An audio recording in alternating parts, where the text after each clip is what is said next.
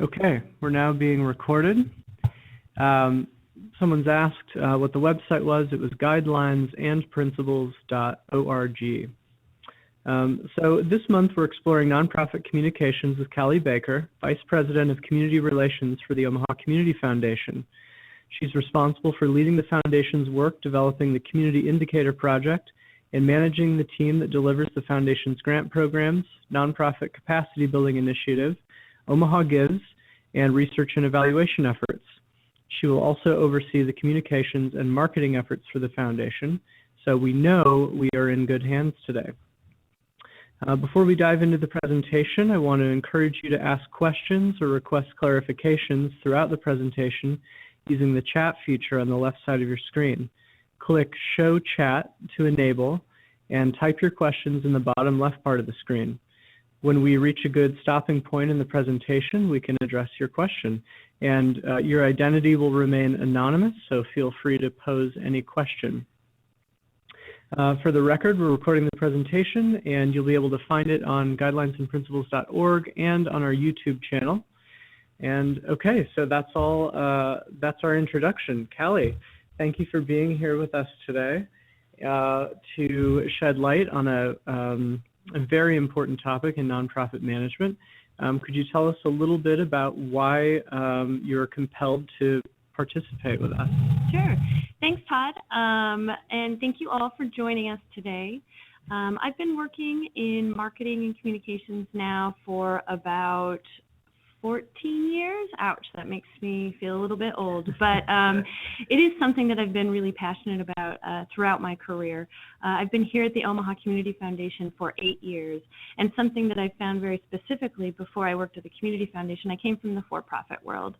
And when you think about communications in the nonprofit world, it's something that I found to be much more meaningful, something that I'm much more passionate about, and it's been really fulfilling for me to tell the stories that I think are some of the most important stories for our community to tell, as I'm sure all of you do on a very daily basis.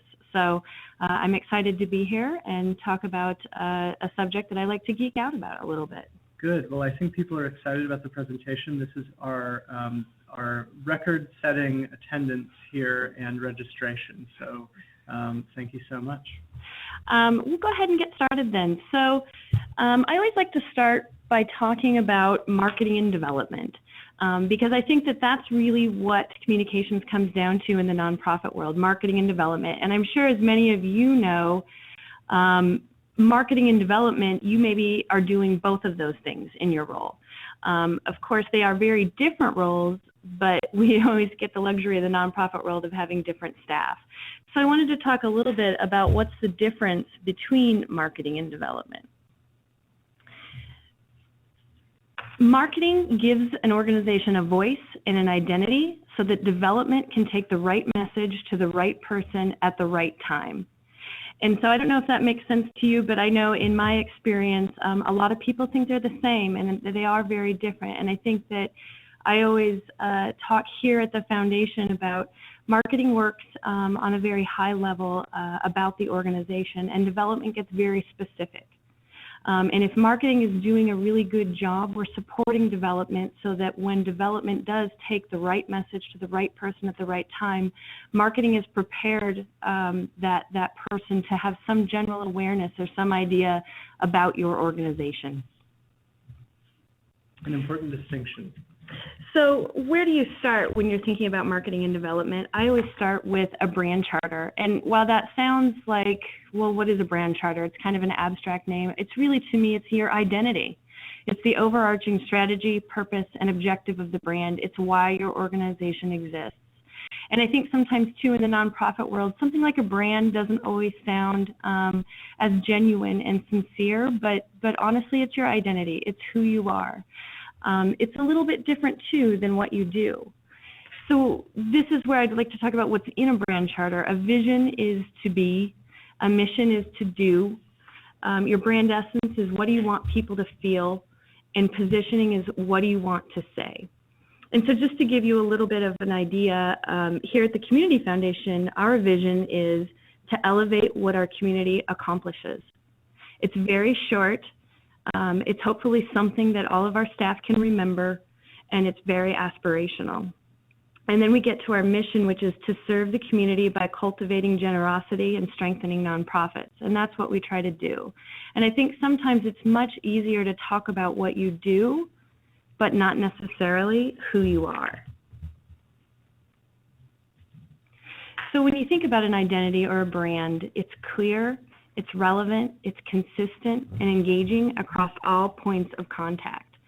So something to think about is to avoid using too many words, to using jargon when you talk about who you are. Think about being conversational. If you were sitting across the table from somebody, how would you talk about your organization and who you are? So to just give you a couple examples, here at the Community Foundation, our brand essence, we can hear the city's heartbeat. It's very simple. You know, here at the Community Foundation, we're in a unique position. All of you are working at nonprofits, and you're in the direct line of our community of working to make this community better. And then we have our donors who are the ones that are very generous. And so here at the Community Foundation, we're kind of in the middle of that really great connection.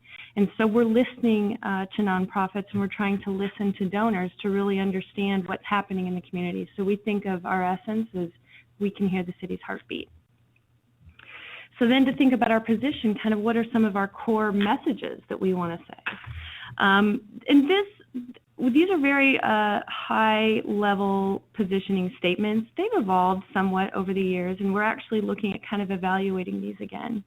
But thinking about the Community Foundation, we have a detailed understanding of local charitable opportunities. And of course, that's spending a lot of time getting to know all of you working at nonprofits, and spending a lot of time with our donors and understanding what they care about. The collective power of people to facilitate change. And that's bringing people together. Again, that's that connection point. And then, of course, financial experts in matters related to charitable giving. We have to have some expertise about how this works. We have to have credibility. And so we do want to talk about why we have credibility to talk about charitable giving. So next, set your goals and align your strategies. I'm sure all of you have a strategic plan, of course. Sometimes they're a little painful to go through, but we all work effectively when we have a strategic plan. So something that we always talk about is start with your strategic plan, set your goals, your organizational goals, and then think about what marketing strategies support those goals. And so I always think about these 4 steps: a message, what's your main point? Audience, who needs to know it? Channel, how will we reach them? And measurement, did they hear us? Here at the Community Foundation, of course, our goals, and this comes directly from our strategic plan, our goals are to strengthen and serve nonprofits. We want to bring the community together around giving, and we're here to grow philanthropic resources. So every year, I sit down with these goals, and as an organization, we set priorities under each of these goals for what each year we hope to accomplish. And then we take those goals, and then I set communication strategies to support each of these goals. And this is an exercise we do every year, and usually it's about this time of year. If I was really on top of things, we'd probably set these things in the fall, and we'd get a little more on top of it. But of course, for all of us in the nonprofit world, the end of year in November and December is a pretty busy time. So next, who's your audience? Here at the Foundation, we think of kind of 4 different areas of audience. Our current donors, they already know us. They've already chosen to work with us. So when we're talking to them, communicating with them, we think about how do we grow our relationship? How do we continue to cultivate those donors to continue to have even stronger relationships with us? When we think about prospective donors, it's acquisition. It's how do we get their attention and convince them that they want to work with us to give through us to nonprofits in the community. We think about the community in general, which is awareness. When thinking about awareness in your communication strategy, that's always a bit elusive because it's much harder to measure how you're building awareness. And typically a lot of your marketing strategies that build awareness tend to be more expensive because you're trying to be very broad and touch a lot of people. And then lastly, we think about peers. And peers is a little bit of a broad group. Peers, of course, I would consider our nonprofit partners peers because we look for different collaborations. We look at other foundations also as peers. So when I write my marketing strategy every year, I think about these 4 areas and try to have a balance within these 4 areas and ensure that we have communication strategies that support each of these 4 areas. Once you know your audience, think about segmenting your audience because there's likely different communications that you're going to have for different audiences. I just use this one example, of course, with donors, current donors, of course. We have relational segments and we have transactional segments. And for those of you that aren't familiar, what we call transactional are people that simply give through the foundation, and they give through the foundation much like a charitable bank, which is fantastic, right? They're giving through our organization and giving to your organizations. But we'd also like our donors to think of other ways that they might be able to work with us and connect with us on other programs that we offer, or connecting and sharing knowledge with us, or asking us. A lot of times they'll ask us about your organizations, different nonprofits in the community, to understand who's doing what work in the community, what are the needs of the community. So we think about transactional donors. They've opened an account, they give through us. That's fantastic, but we'd love to have them have a little bit deeper relationship with us. So we kind of have those 2 segments. And then within our prospect group, we have 2 groups we call traditionalists and new philanthropists. People tend to think that this falls along the lines of age, but not necessarily. But we think about this in a way that people like to give in different ways. And our traditionalists, they tend to know where they're going to give. They tend to be very modest. They don't necessarily want a lot of recognition, but they're extremely generous and they're extremely loyal to the nonprofits they support. Our new philanthropists, they like to be typically more involved. They want more engagement. They want to see impact, and they have a lot of energy. They want to get together with other like-minded donors. And so how we talk to these groups is very different. I have a question for you, Callie. So right now seems like we're focusing heavily on strategy, and so getting the strategy in place before we actually go out and implement our communications. At what point, how much of this is part of the strategic planning process, and how much of this happens afterward, do you think, maybe with a committee or a group or designated staff? I mean, in terms of sitting down and identifying the audiences and coming up with those aspects of a clear brand. Yeah. I think that a strategic plan is probably, that happens first, because I think that's an organizational wide process with your board of directors, of course. And then after a strategic plan is established, I think looking again at your goals and then within your staff. And depending on how your staff works, if you have one person that covers both marketing and development, they can start this process. If you have more than one staff person, I would recommend that they do that together, potentially involving your executive director or presidents. And then also, this is a great place, Todd, to involve a marketing and communications committee. And so originally at the foundation, we did have a marketing and a communications committee that really helped us work through this, and we established a very strong plan. So that committee no longer has to meet anymore, but if we went through a refresh and a revamp, then potentially we'd get that committee together again. And the reason we would use a committee is because often at nonprofits, you know, we have a small staff, as we talked about. You have one person doing marketing and development.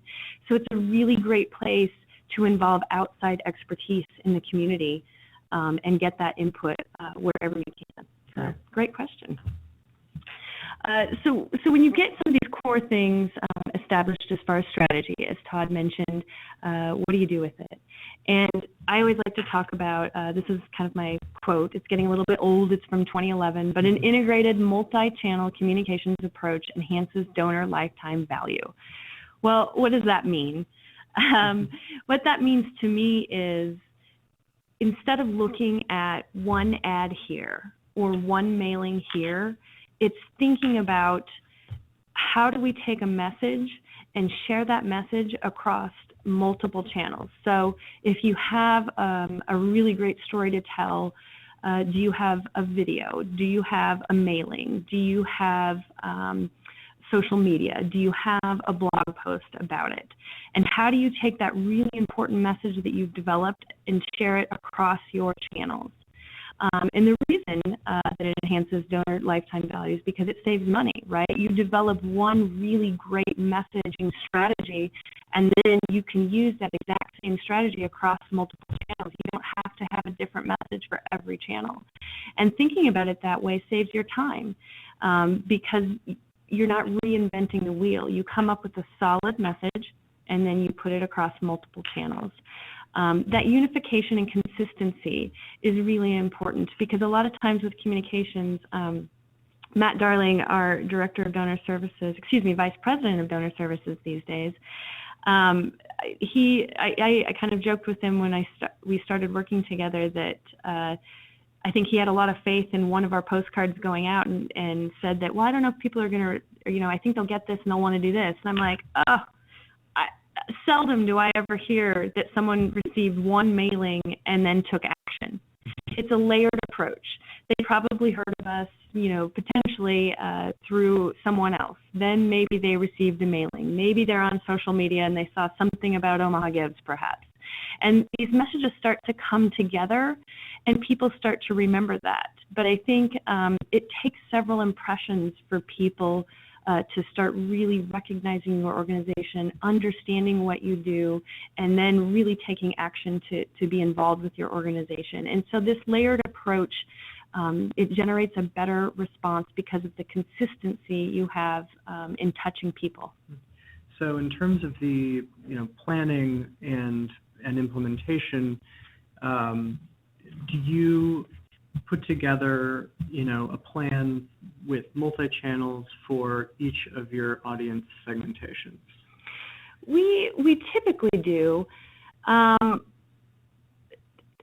course, there's something I'm going to talk about a little bit specifically with nonprofits is our capacity. Mm-hmm.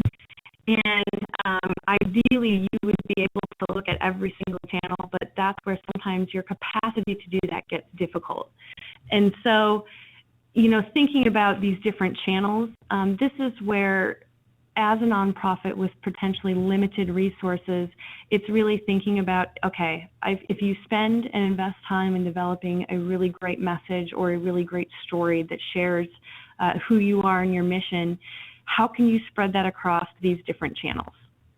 Is there multiple ways to, again, create impressions with people across these different channels? And thinking through your capacity is really important. So to get started, so when you want to implement, when you've identified some of these strategy pieces and you want to implement, I always say it's nice to go through a creative work plan.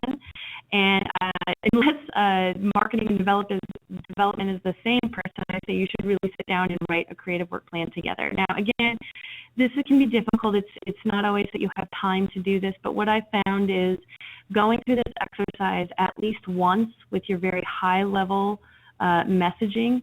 It may not mean that you need to do it for every single communication because, again, we're all busy and stretched very thin.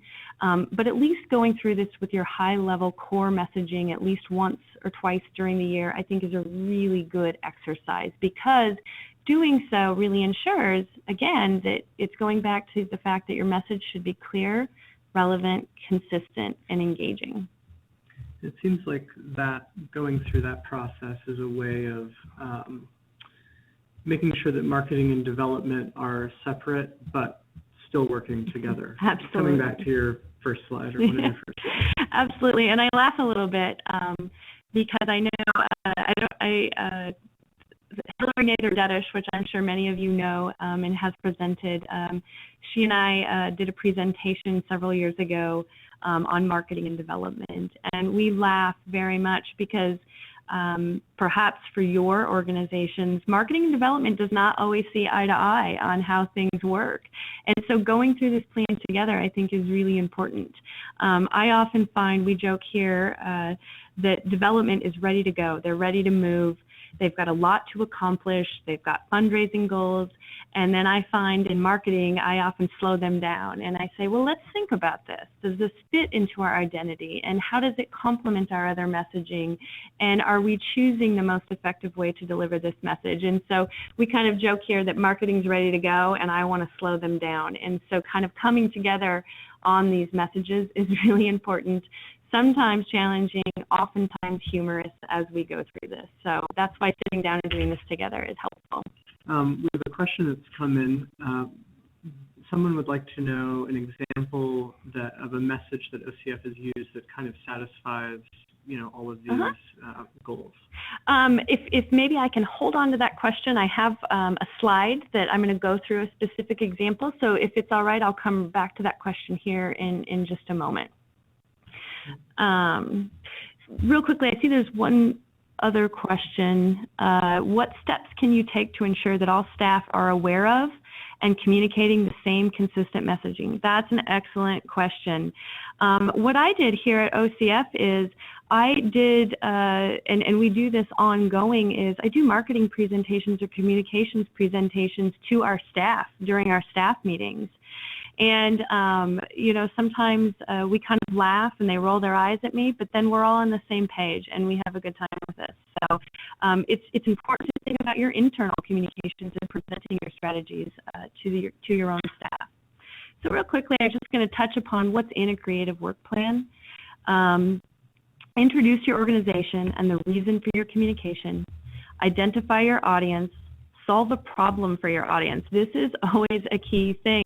A lot of times, especially internally, there's a lot of important things we want to say about our work and our organizations, but kind of stepping outside yourself and thinking about your audience and say, what do they want to know? And what problem are you solving for them? Because if you're not answering a question or solving a problem or meeting them where they're at, your message isn't going to be heard because it's not relevant to them. This one, know your competition. This is a little different for nonprofits. It's not always that we're in competition, but I think of it here at the Community Foundation is what are the things that are taking the attention away from my audience? So how do I grab their attention in this world where people are busy, there's a lot that they have going on, how do I capture their attention? So that's kind of how sometimes I think about know your competition. What's the single takeaway? This is where I always, I don't know, for some of you working in communications, I had an exercise where, I wrote messaging or wrote a letter and then I was told to cut it in half. Less is more. I will harp on that till for the rest of my days. Less is more.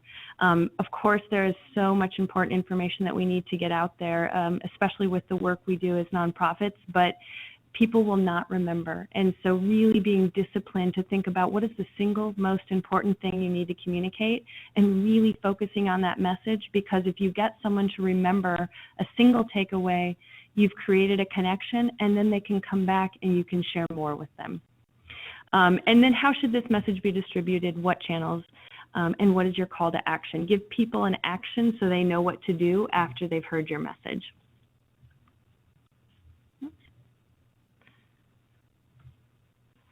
Now that you've got a strategy, you've got a creative work plan, now what do you want to say in that? And this is where I go to storytelling, especially with the work that nonprofits do. It's telling a story about your organization, and this is really connecting people based on an emotional appeal, because you tap a person's emotions and you have a much greater probability of influencing their decision making. I don't care what anybody tells me, emotions drive decisions. when I first started working here at the Community Foundation, we talked about numbers and credibility and our investment strategy, and those are really important things, right? Because if people have charitable dollars intended for nonprofits, that needs to be handled with great care. But at the same time, if you don't have an emotional connection, those relationships can go away and they're transactional. Someone might interact with your organization once based on a rational decision, but then they may go away. If they have an emotional connection, they keep coming back. It's a deeper relationship. There's also, I don't know, I probably won't quote this correctly, but there's something with science behind decision making is 80% emotional and 20% rational. Even for accountants, we've done the research, we interviewed them. So.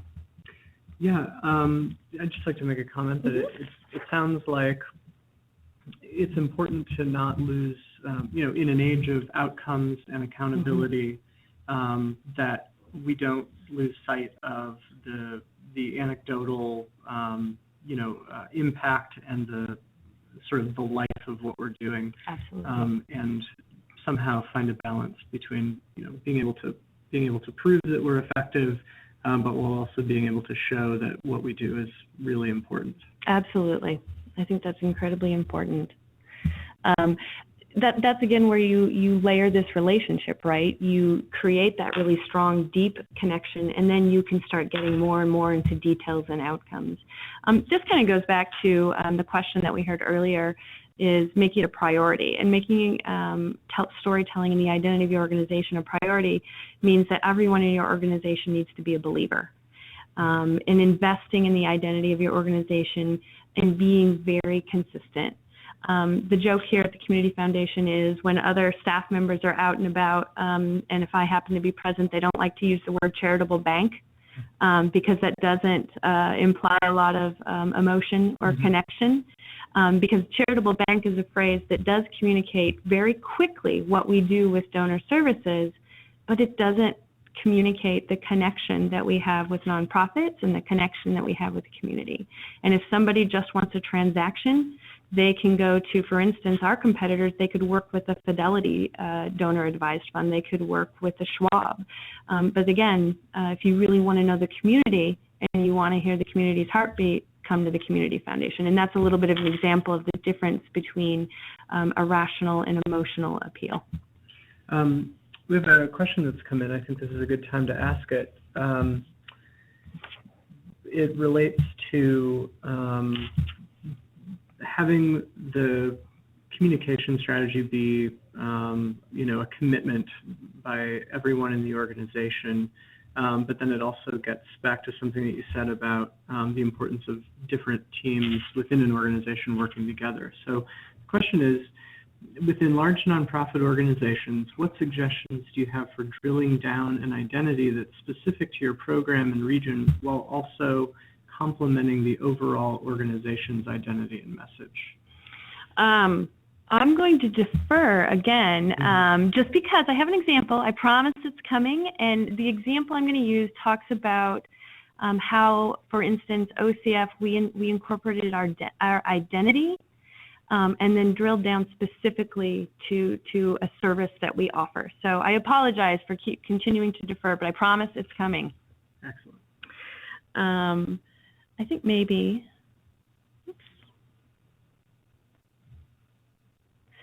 Some of this we've talked about, so I think I'll move forward and we can get to the example here.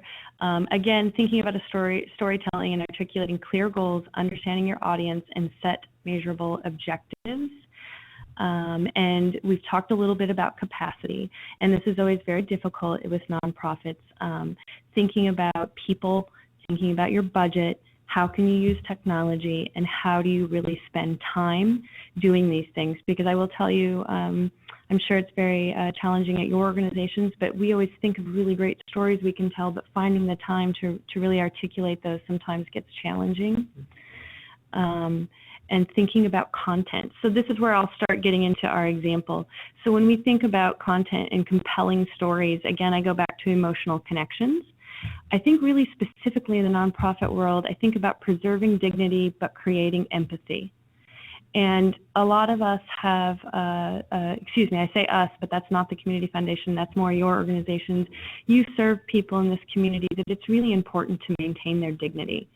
And you want to create empathy, you want to create a sense of urgency, but also preserving the dignity of the people that you serve, I think, is really important in our work. It's also, you want to think about if you have abstract ideas or complex ideas, how do you communicate that? I would say here at OCF, it's always difficult to communicate where we are in the community, and I've kind of touched upon that. You know, we're at this intersection. You know, we're not the donors necessarily giving, we're not nonprofits like you working directly in the community, and so we are a little bit abstract. And then sharing learning and lessons from both successes and failures, because being transparent about what works and maybe what your organization does best, I think is also important. And now this is one of my favorite things to talk about, visuals. Using visuals whenever possible. I tend to be a very visual person in most of my life, and so thinking about communications, your brain processes visuals much more quickly than words. So thinking about visuals whenever possible, I think, is very important. That's what captures people's attention. So here's my example. We'll take you from conscious dreaming to focused charitable giving. And I'm going to just show a little video and then talk about what this example means more specifically. And hopefully this will answer your questions. And if I don't fully answer some of the questions that have been asked, please feel free to chime in and ask for more clarification. The video is about 1:25, and I'm going to turn the mic toward the video, and so I hope the sound works well. If you have any trouble with the sound, we will also post this video next to the recording on our website.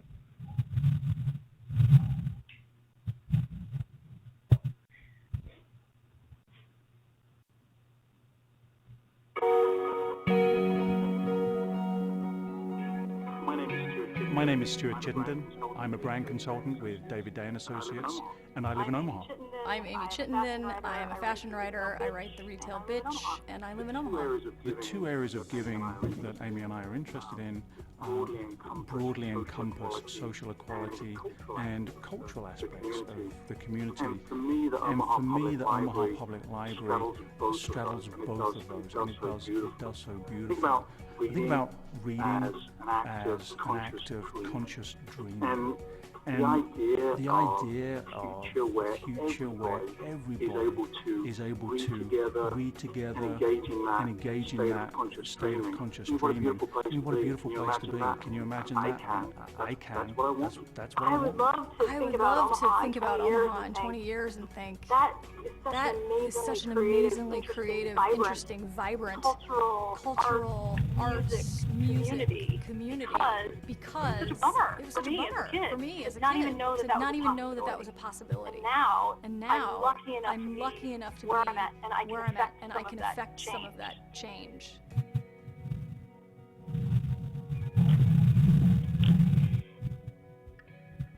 Okay, hope the sound was okay on that. Now I'm going to talk just a little bit about what this means. So to answer some of your questions. So what we do, if we think about identity here on a very high level, the Community Foundation is about love of community. If people love their community, they want to give back, they're charitably inclined, then perhaps we want to inspire them to work with us. And so we started with a really high level thing. What if you give, what do you hope to accomplish? What does that mean for the community? And then we took it to donors, what do they care about most? So we started talking about Stuart and Amy's passions, their own personal giving, their choices of what they want to support. And then in this video, they talked a little more about what that means. Now, another connection back to the Community Foundation is that we showed imagery of Omaha. Because again, we don't have imagery necessarily of our work, but if we think about on a very high level, our identity is about a love of Omaha. We show imagery of Omaha. And what we hope to inspire by that is if you love Omaha, you'll be inspired to think about how you want to give back and what means the most to you. So then if we think about how more specifically then we drilled down, we took this story and this imagery and we created mailings. And so this video and the imagery was used as an initial hook. And if you wanted to learn a little more, perhaps then you'd link and you'd go to our website and read a story, or you'd receive a mailing, a postcard with a visual in the story.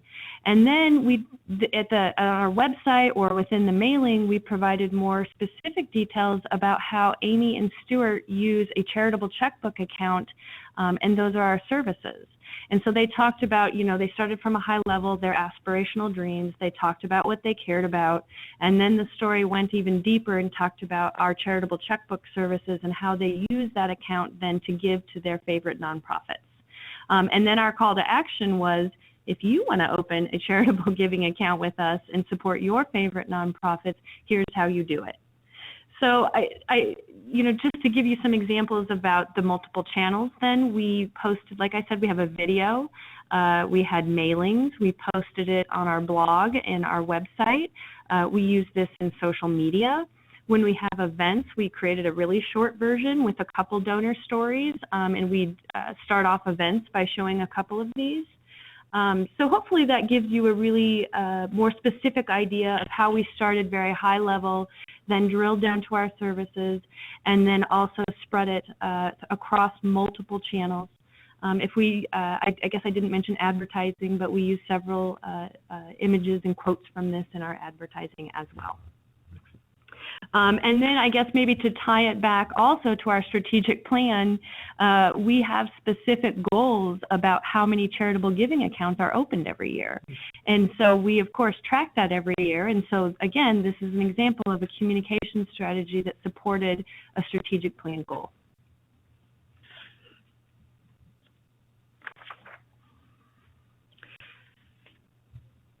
So, just to get then a little more specific then, a topic that I hear a lot about very recently is direct mailings versus online marketing.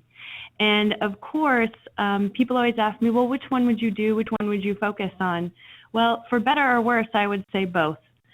And specifically in the nonprofit world, it's important to focus on both because typically your donors that have the capacity to give more will be more traditional and typically may reply to something like a direct mail piece. But if you think about your future and you think about where audiences are going forward, a lot of times that's in the online world. And so really finding a way to balance and be in both worlds to the best you can, depending on your capacity, it's important to really think about both.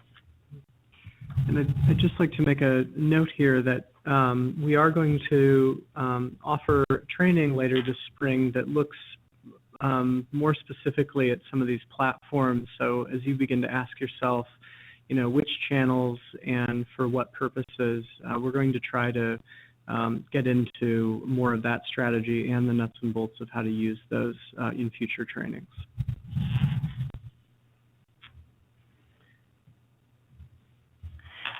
So one thing to think about too is direct mailings and things like that are much more expensive.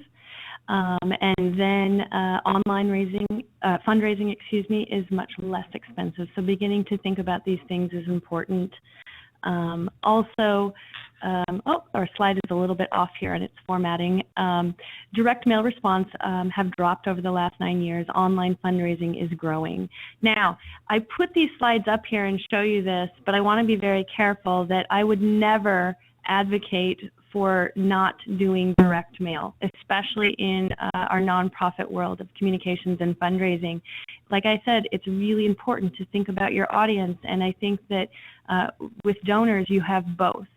But I only put these slides up here to illustrate that it's important to think about online fundraising.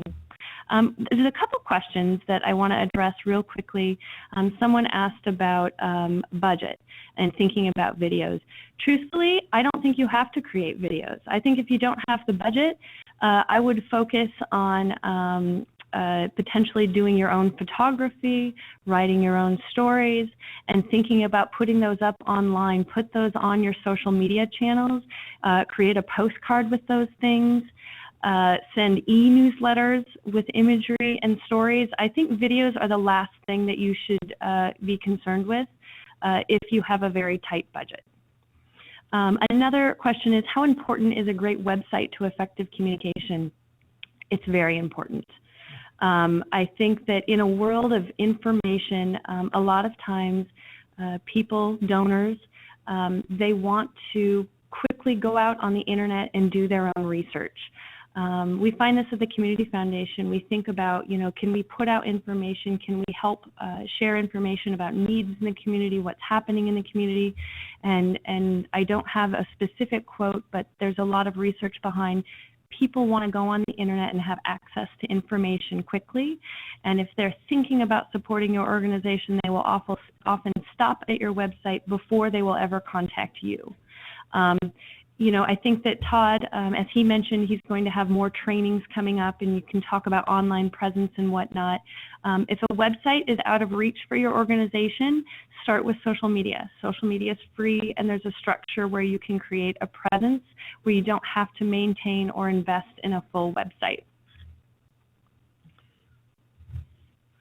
I just want to briefly touch on social media just because, as I've talked about, it's important. So, and as Todd mentioned, there will be more training coming about social media, but I wanted to touch upon it very briefly because it's new and it's important to start thinking about how your organization is using social media. We think of it as the new word-of-mouth marketing. It allows you to be very transparent with what you do because you can show all sides of your organization. When I say show all sides, let people get to know you. We started this presentation off talking about identity. Who are you as an organization? People want to know your organization because they build a relationship with your organization. Sometimes that's your staff. Sometimes that's the work that you do. And social media, because it's immediate, you can show pictures of different programmatic needs. You show imagery of your staff. You share immediate messages of concern. When things happen, you can have immediate reactions and be transparent. It spreads the word fast, and it's a great way to inspire action. I would note, are you ready for social media? I think that it's always important to think about, you don't have to jump into all social media channels if you're not ready. I think it's important to start thinking about it, but you shouldn't feel pressured that you have to do everything all at once. If you can at least start experimenting with something like Facebook or Twitter, start with one. You don't have to do both. And then if you want to think about how do you expand to other things, get comfortable in those environments first and think about what do you want to say. Again, go back to goals. What do you hope to accomplish with social media? And then, of course, who will maintain your presence? Because I often hear that people start social media, and without thinking about who can maintain it, then not a lot happens with it.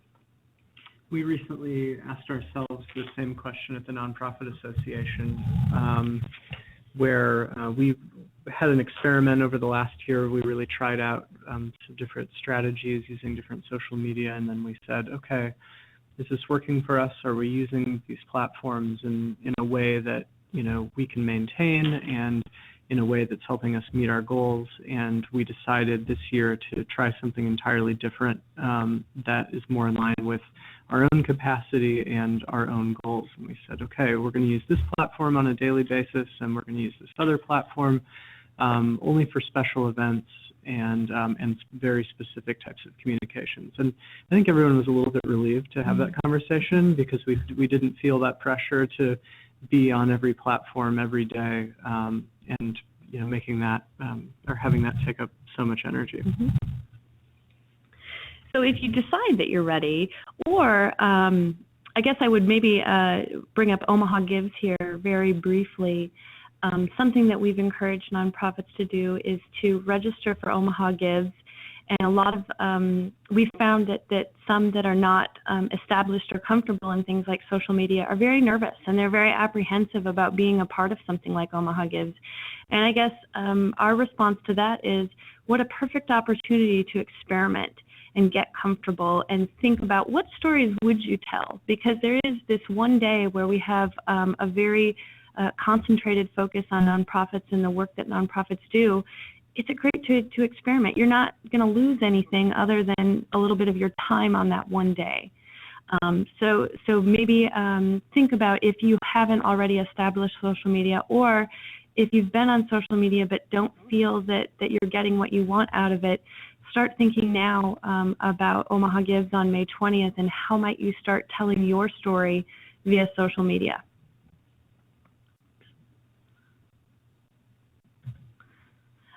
So a couple of quick things just to think about for best practices is staying true to your voice. And this is, who are you as an organization?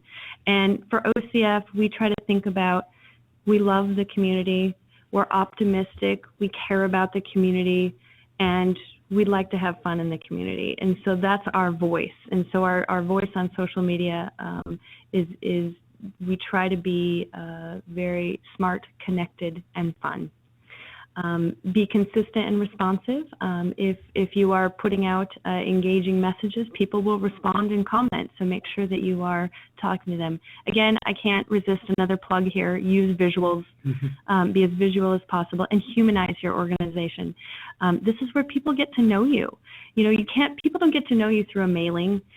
They don't get to know you through an e-newsletter, but they'll get to know you through social media. And when people get to know you, that's where they become lifelong supporters of your organization.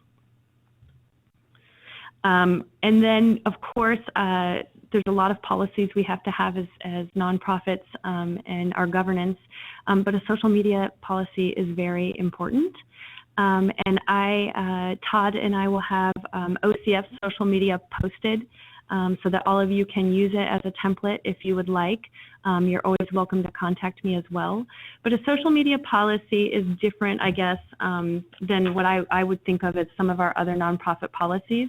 I use ours as part policy and also rules and guidelines. It also communicates our values in social media, and it also gives employees some guidelines on how they should operate in social media. Social media is kind of, it's a gray area. It's not black and white, and you want people to participate. So I think it's also really important to think of a social media policy as not restrictive, not exclusive, not punitive necessarily. Make it open, make it inclusive, but also give people some guidelines on what is appropriate and what is not appropriate. And again, we'll have examples, like I said, that you can read our social media policy and see more specifically how to work that to be inclusive and open, yet provide some clear guidelines on what's appropriate. So the question to be answered in a social media policy would be, like, how can we invite our entire staff to participate in social media while also maintaining that consistent message and staying true to the brand?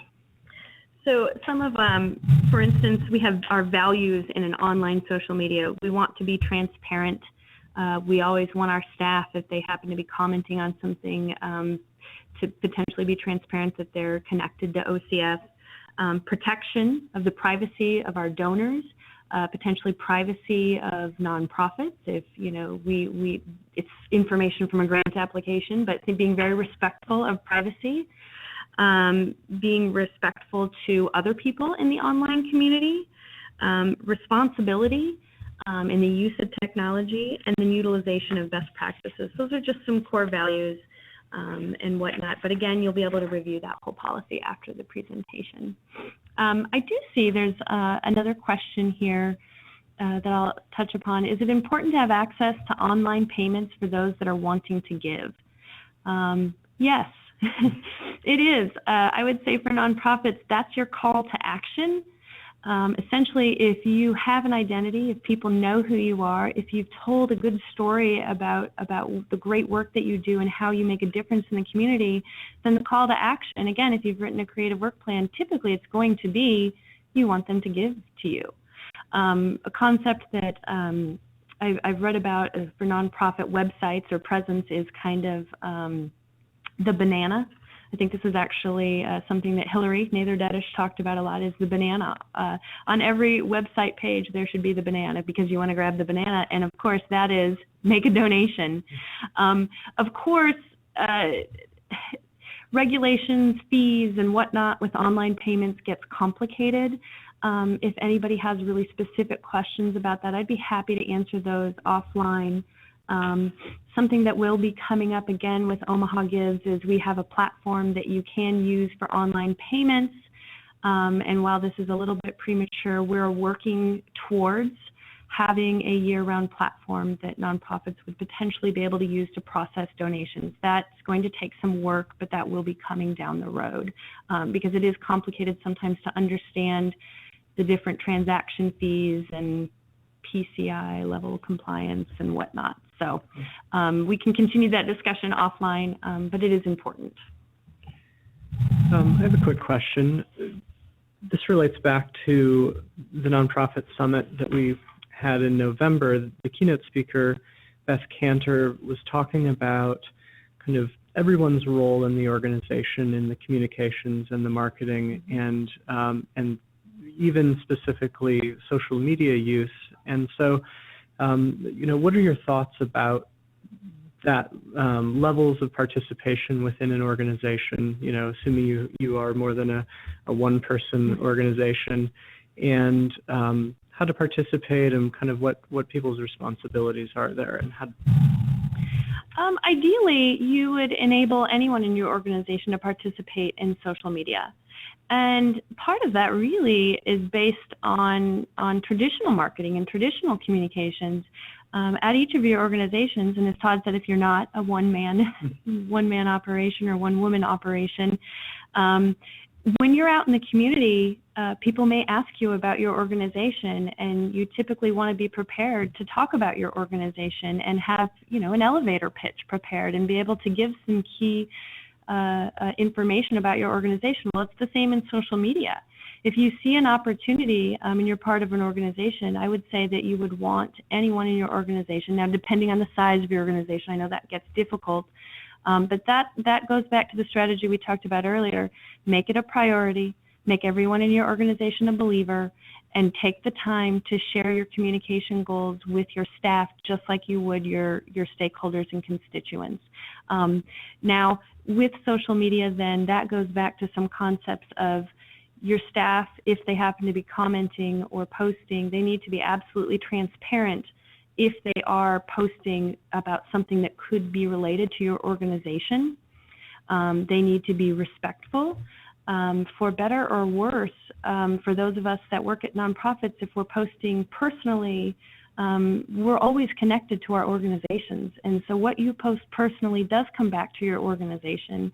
And I think that if you're being transparent and you're working with honor and integrity, I don't think that should be a problem. But keeping that in mind is important. There's a question. We maintain our clients' confidentiality, so it's difficult to gather images. This is a question that comes up from nonprofits because a lot of times you have clients that you cannot show images, and this is challenging. But try to think about it a little bit differently. Think about outcomes. So perhaps you're not showing specifically your clients, but what happens as a result of your work? Is the community better? Are there generic images that you can use? Can you tell a story without using a name? I absolutely agree it is a challenge, but getting creative about that, and potentially this is where a marketing committee could come in or be very useful, because again, when you're also in the trenches, sometimes it's hard to lift your head up and think about things differently. But I might suggest relying on some outside help if you're stuck.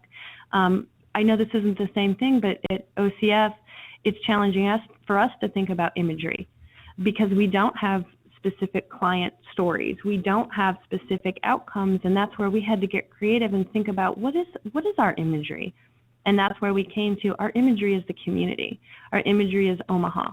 And if people love Omaha, then hopefully they'll connect with us if we tell the right story.